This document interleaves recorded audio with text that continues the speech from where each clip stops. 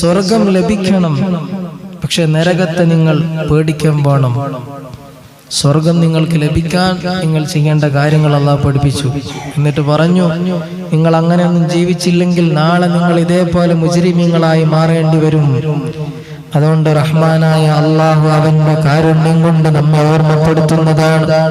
ഞാൻ പലപ്പോഴും പറയാറുണ്ട്, വിശുദ്ധ ഖുർആനിലൊക്കെ അള്ളാഹു അവന്റെ ശിക്ഷയുടെ കാഠിന്യം നമ്മെ പഠിപ്പിക്കുന്നത് എന്തിനു വേണ്ടിയിട്ടാണ്? അവന് നമ്മളോടുള്ള ഇഷ്ടം കൊണ്ടാണ്.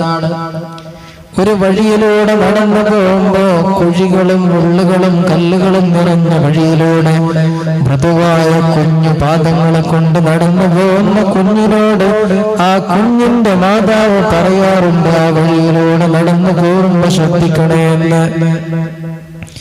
ആ വഴിയിലൂടെ നീ പോകുമ്പോ ശ്രദ്ധിക്കണം, അവിടെ കുഴിയുണ്ട്, കല്ലുകളുണ്ട്, മുള്ളുകളുണ്ട് എന്ന് ആ മാതാവ് കുഞ്ഞിനോട് പറയുന്നത് കുഞ്ഞ് വേദനിക്കാതിരിക്കാനാണ്. എന്നാൽ ആ മാതാവിനെ അനുസരിക്കാതെ കുഞ്ഞ് ആ വഴിയിലൂടെ നടന്നു പോയാൽ അത് ചെറിയ കുഞ്ഞായാലും വലിയവനായാലും ആ കുഞ്ഞിന് വേദനിക്കും, ചിലപ്പോ ചോര വരും.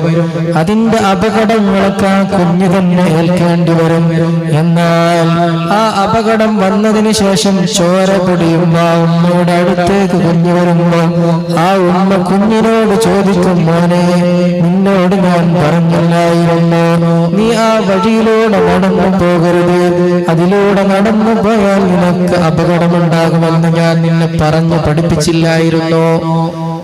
അപ്പൊ മേലോട്ടൊക്കെ ഒരു കാര്യമില്ല, ഞാൻ അനുഭവിക്കാനുള്ളൊക്കെ അനുഭവിച്ചു കഴിഞ്ഞു എന്നതുപോലെ നമ്മോട് വാത്സല്യമുള്ള, കാരുണ്യമുള്ള, സ്നേഹമുള്ള നമ്മുടെ രക്ഷിതാവായ അല്ലാഹു നമ്മളെ പറഞ്ഞു പഠിപ്പിച്ചിട്ടുണ്ട്, നമ്മളെ പഠിപ്പിച്ചു തന്നിട്ടുണ്ട്.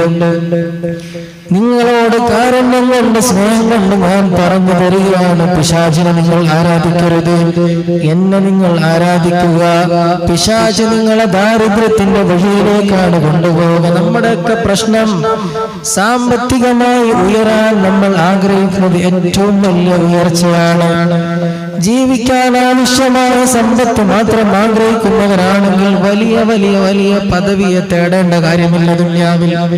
പരിശ്രമിക്കാം, നമുക്ക് നമ്മുടെ ജീവിതത്തിന് ആവശ്യമായതിന് സമ്പാദിക്കാൻ വേണ്ടിയിട്ടുള്ള കാര്യങ്ങളൊക്കെ നമുക്ക് ചെയ്യാൻ പറ്റുന്നതാണ്. പക്ഷേ